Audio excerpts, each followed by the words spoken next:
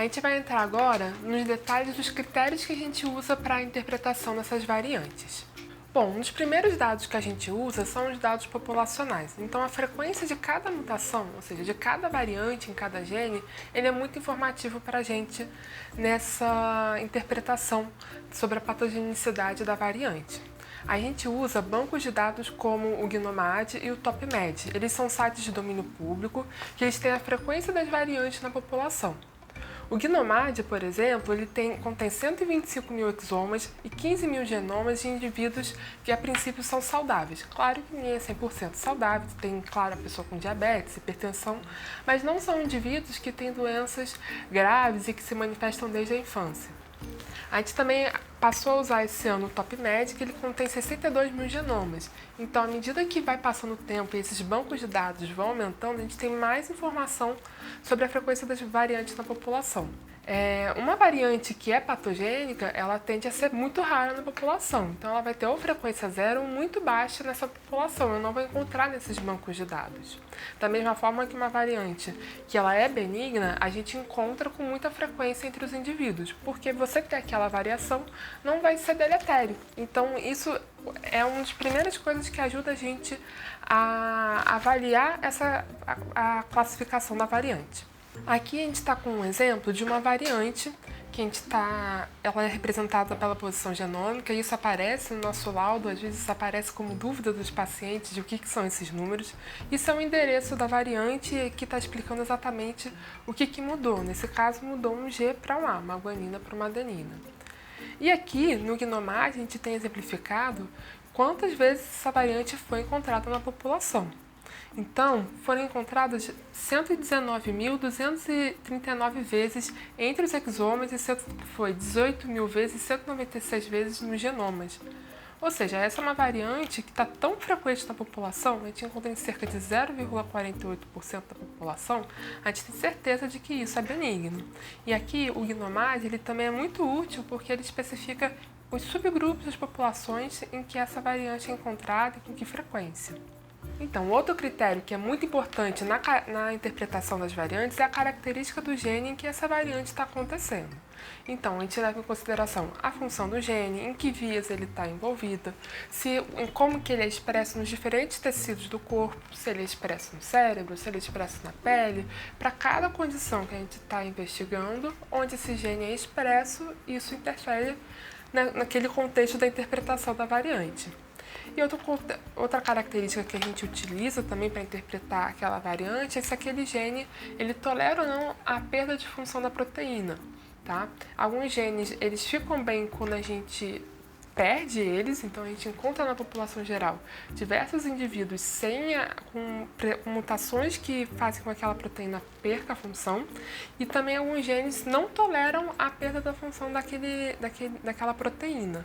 Então a gente não vai encontrar indivíduos da população que têm mutações que levam à perda de função. Eu vou mostrar agora para vocês um exemplo disso. Aqui a gente está vendo algumas características do gene SCN1A. Quando a gente tem alguma mutação nesse gene que leva à perda de função, as crianças que têm essas características, esse tipo de mutação, elas apresentam uma epilepsia muito grave, né? Então, num banco de controles de indivíduos saudáveis, a gente não encontra mutações desse tipo, porque senão aquele indivíduo não seria considerado saudável. Então, a partir disso, a gente consegue ter uma métrica mostrando se aquele gene ele é tolerante ou não à perda de função. Quanto mais perto de um, mais intolerante. É isso que a gente vê nesse caso. Então, a gente não vai encontrar indivíduos que vão ter variantes deletérias nesse gene num banco populacional. Essa característica a gente também utiliza na interpretação de algumas variantes dos exomas. Agora a gente vai falar um pouco dos tipos de mutação. Dependendo do tipo de mutação, aquilo é interpretado de uma maneira diferente. Esse também é um outro critério que a gente utiliza na interpretação das variantes que a gente tem no nosso exame. Tá? Algumas doenças são causadas por mutações do tipo ganho de função e outras são causadas por mutação que levam à perda de função. Existem também mutações que não têm um efeito deletério no gene, ele tem um efeito neutro. Então, isso também é avaliado quando a gente está fazendo a análise do exoma. Para a gente, inclusive, ter uma interpretação de como essa variante funciona no gene, a gente usa os dados de predição computacional. São softwares que tentam predizer o efeito daquela variante na proteína. O VSA ele já tem uma análise de predição em sílico incorporado dentro dele, que foi desenvolvendo dentro da Mendelex, e ele interpreta aquela variante, que ela pode ser tanto deletéria como neutra. Então aqui a gente tem um exemplo de uma tela que mostra as variantes que estão presentes em um exame. Ele já filtra as variantes raras para a gente e ele mostra que algumas variantes têm uma predição deletéria. Além da predição computacional, a gente também utiliza dados de análise funcional. Então, uma coisa é a análise que a gente tem a predição do computador, mas a gente também pode recorrer na literatura para ver se tem publicações científicas, estudos de função da proteína em laboratório, ou se tem casos de pacientes com aquela mutação na literatura ou casos semelhantes. Para isso, geralmente a gente precisa que essa mutação já tenha sido descrita na população. E nessa parte da análise envolve realmente uma verdadeira busca na literatura científica. A gente lê artigo, vê o que já foi dito sobre aquela variante. Uma etapa muito importante na avaliação das nossas variantes é a análise de segregação. Isso é um passo muito importante na interpretação e é algo que a Mendelex oferece em vista da gente ter um laudo mais conclusivo. Né? O que é a análise de segregação? É a gente investigar como que aquela variante, como que ela está presente na família. Então, se eu tenho um paciente que tem uma variante, eu quero verificar se os pais também têm aquela mutação. Né? Então, se eu tenho, por exemplo, um caso de uma criança com um quadro grave e basta ter aquela mutação sendo patogênica para ter um quadro clínico, eu não espero encontrar essa mutação nos pais.